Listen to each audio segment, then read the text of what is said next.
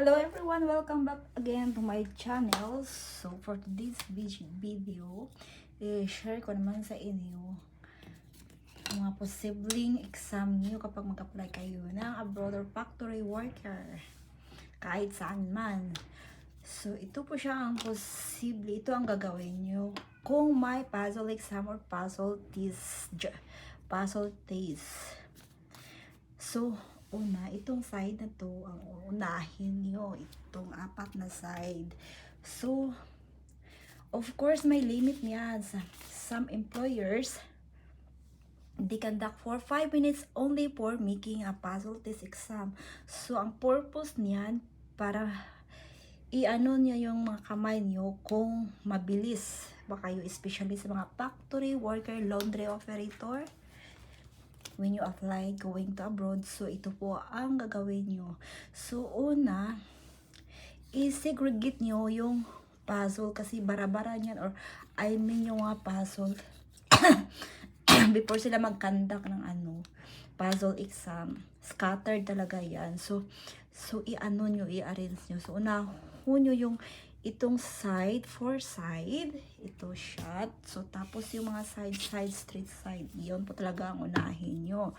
Kasi kapag inuna nyo yung gitna, hindi talaga kayo makakreate ng puzzle. Maabutan kayo ng 1 hour to 3 hours kapag inuna nyo. So ayun siya, unahin ko yung nasa kilid. So sana makatulong ito sa inyo kasi nga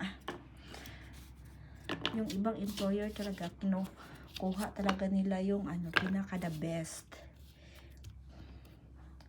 yung maiksi yung kamay, yung so ito siya, ito po siya ang gagawin nyo. Side kayo dyan, at saka hanapin nyo yung color. Pag hindi nyo mahanap, skip nyo na lang kasi maabutan kayo ng 24 hours dyan. So ito siyang ginagawa ko ngayon. Inuna ko yung mga gilid-gilid kasi kapag hindi mo siya unahin yung mga gilid-gilid, maabutan kayo ng 15 hours. So ayun siya. Kasi yung ibang employer talaga, within 5 to 10 minutes natapos nyo yan. Kapag hindi nyo natapos, failed talaga kayo sa puzzle interview. So kahit na makapasar kayo sa pag hindi kayo makapasa sa mga puzzle interview ni puzzle exam nila, hindi rin kayo makapasok, hindi kayo makapasar. So back to zero naman kayo. Ang hirap. So just skip muna yan kasi pag hindi mo siya skip, wala kayo. Pag hindi mo siya nakita, skip mo na yan. So ayan talaga siya. So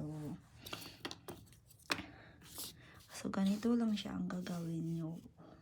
Ayun. Hindi siya talaga siya pitari, hindi siya para dyan. So ito siya, change mo na. Ayun. So amping talaga kayo dito kasi parang ang hirap siya mag-create ng puzzle kapag inuuna nyo ang gitna. Hindi kayo magka-create ng puzzle pag ang gitna ang uunahin nyo. So unahin mo talagang mga straight side dyan. Hanapin nyo yung mga straight side dito. Kasi nga, yung ibang employer talaga, maghanap talaga sila ng aplikante na nagtitink ng advance. Charot. So, ayun siya.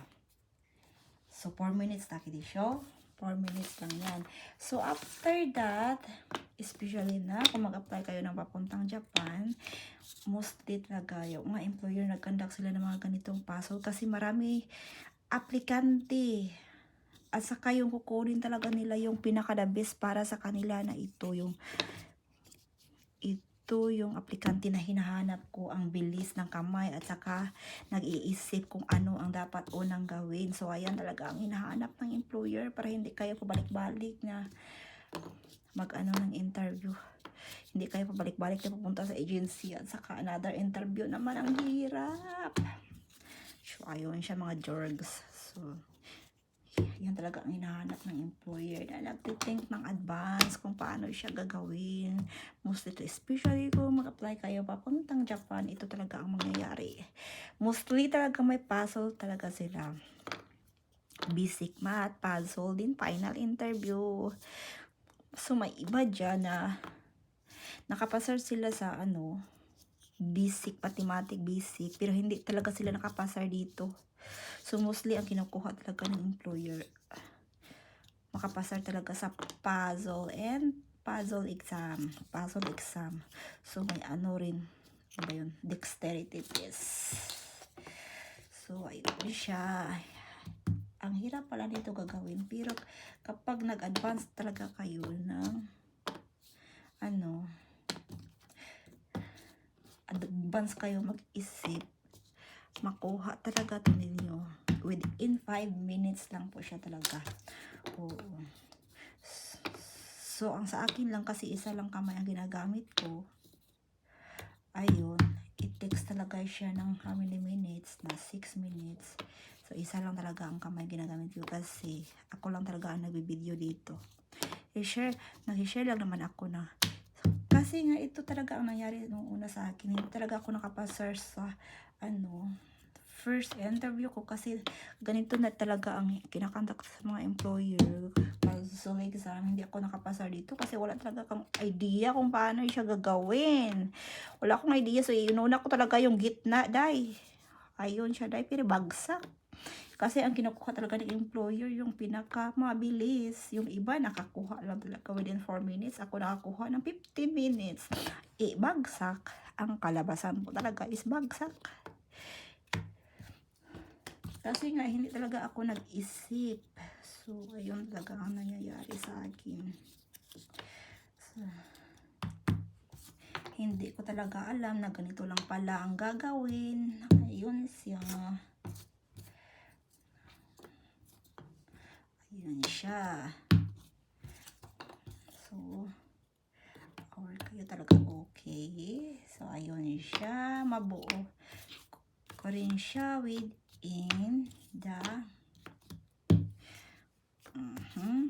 o diba, nabuo ko siya within 7 minutes. So, itong 7 minutes, 35 pieces talaga to. Ang hirap talaga siya kasi yung formada niya. Isa lang talagang kamay, 8 minutes isa. Kamay lang ginagamit ko. Kaya nga umabot siya ng 7 minutes. So, sa mga gusto mag-apply dyan, papuntang abroad, especially papuntang Japan or Korea, ito ang sa mga agency, ito talaga ang inanaglan ng puzzle exam before you proceed to the final interview. So kung nakatutulong ito sa inyo ang video ito, don't forget to subscribe my YouTube channel and hit the notification bell para updated ka sa mga susunod na video na i-upload ko. Bye bye for now.